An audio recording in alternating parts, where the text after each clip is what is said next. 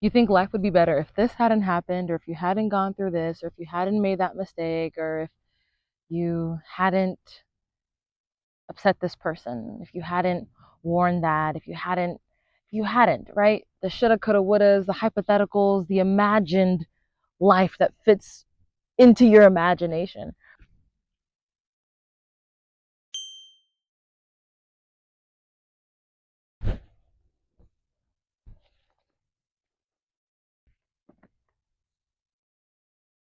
Okay, we're finally here. We're doing this. Sounds like the beginning of a line in one of the songs Hamilton. Hang on, how many men died because Lee was inexperienced and ruinous? Okay, so we're doing this. Have my tea. Cheers. I'm drinking chamomile and we're outside. It's a little bit different today. Still with a beat face because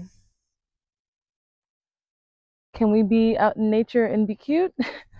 um, yeah. Sometimes I feel terrible about myself. Like genuinely terrible about myself.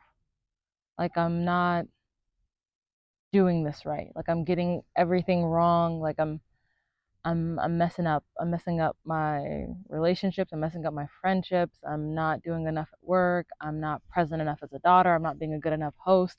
I'm not doing enough. And yet I'm always doing. And that's really, really, really, really, really taxing because there isn't enough celebration or praise or acknowledgement. There isn't just enough being here. The other day I used ChatGPT to write out my dream life, and it involved a mix of fashion and travel and working in media and exploring the world and being around my family and being around friends, and making X amount of money. And I put it in, I wrote out the dream life, um, and then I read it, and I realized, oh, I actually have a lot of those things already, like right here, right now. And so then the next question was, why aren't I content? And it's the fallacy of life would be better if.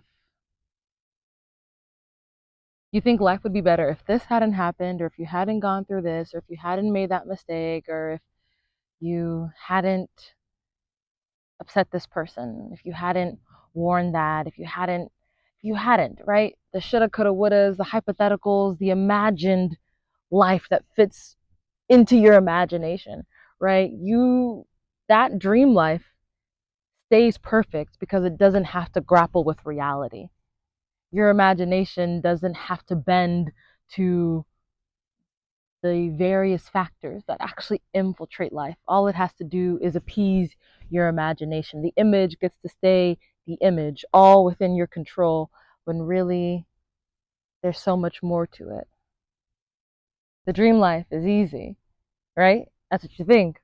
There are no problems, you're happier, you feel better. And in some instances, right, there is a reality different from the one you're in that I can testify feels a bit more peaceful. But that feeling of lack that you feel, like I don't get to do enough of this, I don't get to travel enough, I don't get enough attention, I don't feel pretty enough, my body isn't right, all that stuff, it it actually might not change once you get it. You see, because if you are the mechanism that is observing life, then even when life changes, you still see problems. You still see problems even when you make more money. You still see problems even when you get more friends. You still see problems even when you get the partner, because you are looking at life through a lens of lack. What I don't have, what I haven't done, what I haven't accomplished, where I don't get to go, where I am without, where I am absent. You don't see your own abundance, so you can't experience it. It doesn't matter how much you get. When there is a hole at the bottom of a bucket, it is never enough. Never enough. It's never enough. And so I'm here to challenge you today and tell you that maybe